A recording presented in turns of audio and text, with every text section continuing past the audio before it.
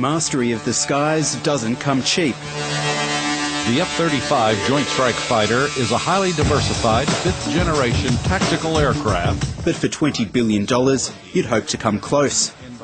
Back when the RAAF signed on to the F-35 Joint Strike Fighter program in 2002, the jet's makers dubbed it Lightning, promising it would revolutionise air combat and secure Australia's defence needs for decades.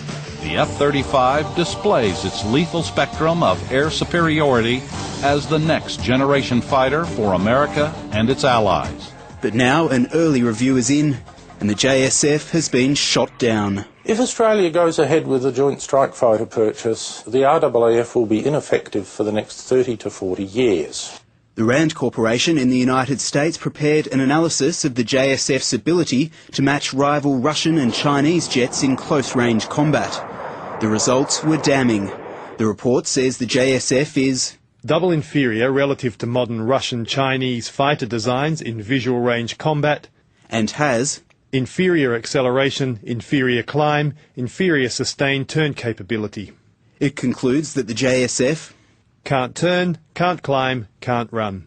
I think it's very damning. It makes very clear that in comparison to the Sukhoi, within visual range combat, to use their terminology, the JSF is doubly inferior.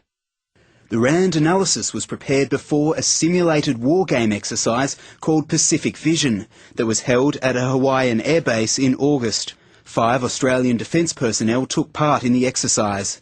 Now there are suggestions that the results of those war games are just as scathing of the Joint Strike Fighter. In the mock battle, the JSF, F-22 and Super Hornets were dubbed the Blue Team and had to defend an attack by a Red Team made up of Russian-built Sukhoi fighters.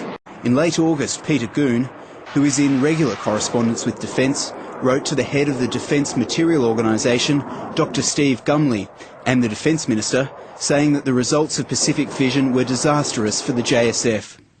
Red Force dominated the exercise, going up against 2 versions of Blue Force, both of which were roundly defeated. One way the Red Force summation of events has been described is that it was like clubbing baby seals. In addition to this rather blunt Red Force summation, the wargaming exercise demonstrated the JSF aircraft were next to useless, while the Super Hornets of both Blue Forces were seriously and significantly overmatched, aka useless. Hundreds of Blue Force aircraft were lost in the first 20 minutes.